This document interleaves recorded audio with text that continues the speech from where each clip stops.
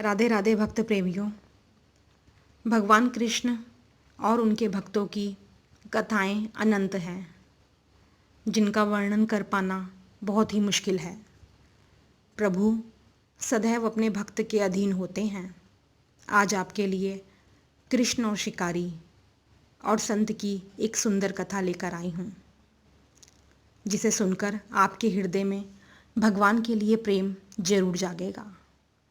एक बार की बात है, एक संत जंगल में कुटिया बनाकर रहते थे और भगवान श्री कृष्ण का भजन करते थे।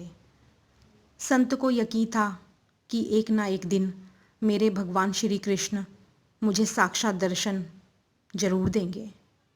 उसी जंगल में एक शिकारी आया। उस शिकारी ने संत की कुटिया देखी। वह कुटिया में गया और उसने संत को प्रणाम किया और पूछा कि आप कौन हैं और आप यहाँ क्या कर रहे हैं। संत ने सोचा, यदि मैं इससे कहूँगा कि भगवान श्री कृष्ण के इंतज़ार में बैठा हूँ, उनका दर्शन मुझे किसी प्रकार से हो जाए, तो शायद इसको ये बात समझ में नहीं आएगी।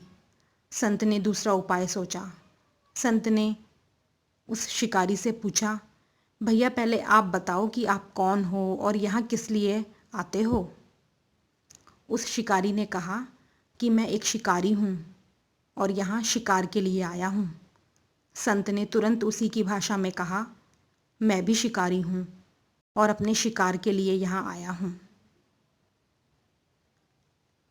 शिकारी ने पूछा, अच्छा संत जी, आप ये बताइए आपका शिकार दिखता कैसा है, आपके शिकार का नाम क्या है, हो सकता है मैं आपकी मदद कर दूँ। संत ने सोचा, इसे कैसे बताऊं। फिर भी संत कहते हैं, मेरे शिकार का नाम बांके बिहारी है। वो दिखने में बहुत ही सुंदर है, सांवरा सलोना है, उसके सिर पर मुकुट है, हाथों में बंसी है। ऐसा कहकर संत जी खूब रोने लगे। किरात बोला, बाबा रोते क्यों हो, मैं आपके शिकार को जब तक ना पकड़ लूं तब तक पानी भी नहीं पीऊँगा और आपके पास तभी आऊँगा जब आपके शिकार को खोज लाऊँगा।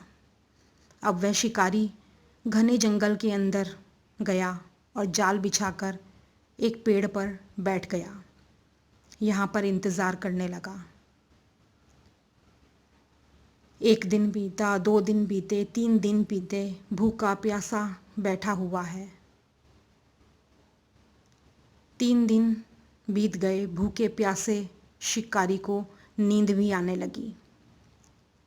बांके बिहारी को उन पर दया आ गई। भगवान उसके भाव पर रीझ गए। भगवान मंद मंद स्वर से बांसुरी बजाते आए और उस जाल में खुद फंस गए। जैसे ही शिकारी को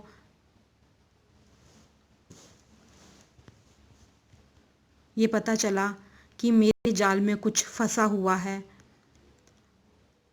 तो उसने तुरंत अपने जाल में देखा और देखा कि सांवरे भगवान उसमें बैठे हैं।